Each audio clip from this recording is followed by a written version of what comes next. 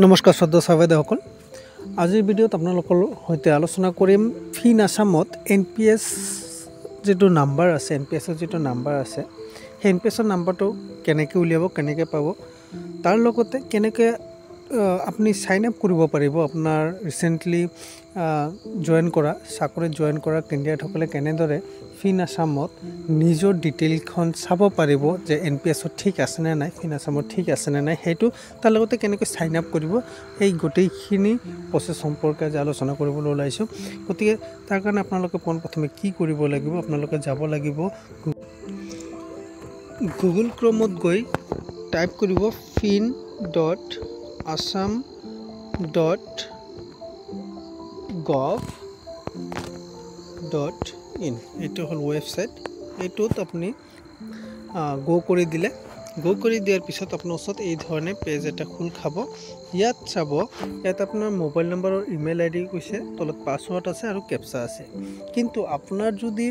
এতিয়ালৈকে ফিন আসামত sign up কৰা নাই তেনেহলে এইটো পাসওয়াৰ্ড আদি আকৌ আপোনাৰ লগত নাথাকিব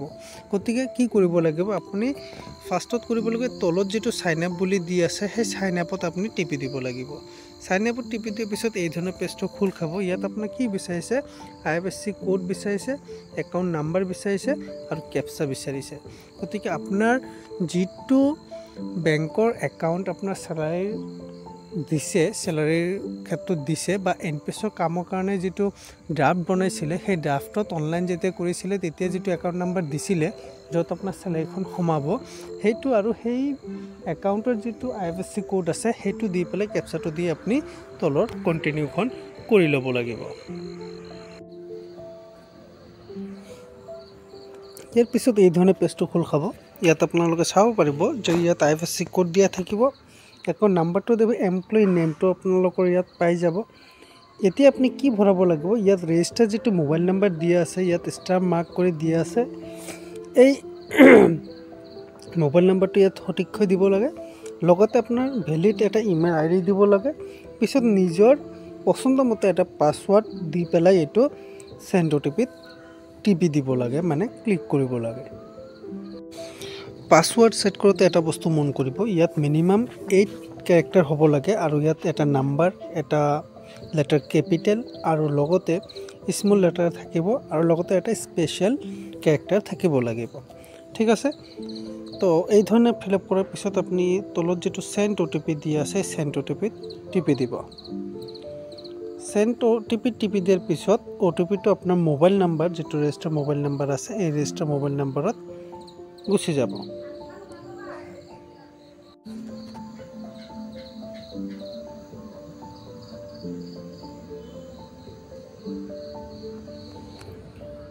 এতিয়া চাওক এই ধৰণে কি লিখা আছে ৰেজিষ্ট্ৰেচন কমপ্লিটেড সাকসেসফুলি এই ধৰণে এতিয়া আপোনাৰ কি হল আপোনাৰ ৰেজিষ্ট্ৰেচনটো হৈ গল মানে আপোনাৰ সাইন আপ কৰাটো হৈ গল মানে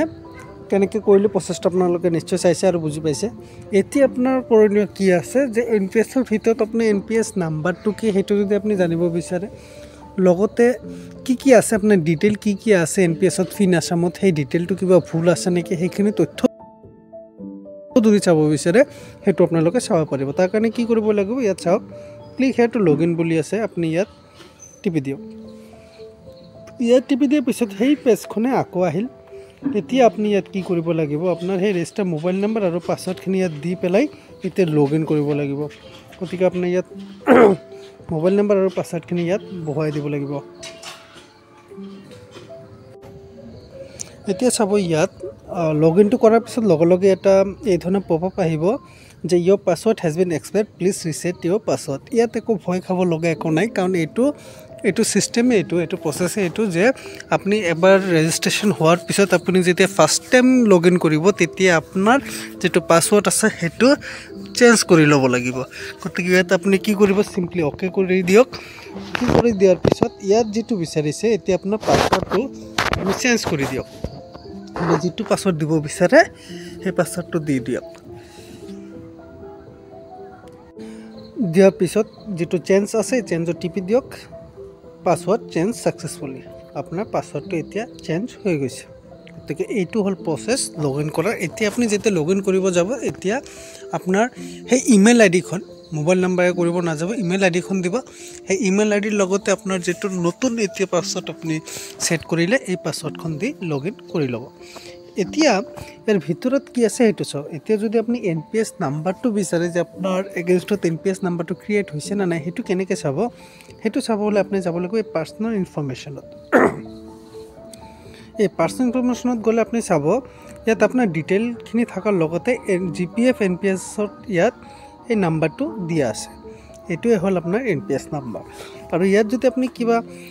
মোবাইল নাম্বাৰ চেঞ্জ কৰিব বিচাৰে বা ইমেইল আইডি চেঞ্জ কৰিব বিচাৰে, সেইটো কৰিব হ'লে আপোনাৰ ইয়াত চাব এই ৰেড মাৰ্ক বুলি ৰেড এটা পেনৰ নিচিনা যিটো দিয়া আছে, চিম্বল দিয়া আছে, ইয়াত টিপি দি আপুনি এইবিলাক চেঞ্জ কৰি ল'ব পাৰিব। লগতে আপোনাৰ হোম ফোন কিবা কিবি যদি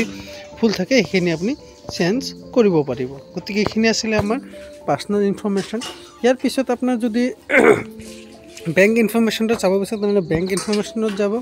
ইয়াত গ'লে আপোনাৰ একাউণ্ট ডিটেইল আদি তথ্যখিনি দেখাব। যিটো আপোনাৰ বেংক ডিটেইল আপুনি ইয়াত ভৰাইছে সেই বেংক ডিটেইলখিনি ইয়াত পাই যাব। ঠিক আছে, এই ধৰণে আপুনি নিজৰ ইচ্ছামতে যেতিয়া মন যায় আপুনি তেনেদৰে লগ ইন কৰি আপোনাৰ NPS ৰিলেটেড যিটো ফিন আছামত তথ্য আছে সেই তথ্যখিনি আপুনি চেক কৰি ল'ব পাৰিব। গতিকে এইখিনি আছে আজিৰ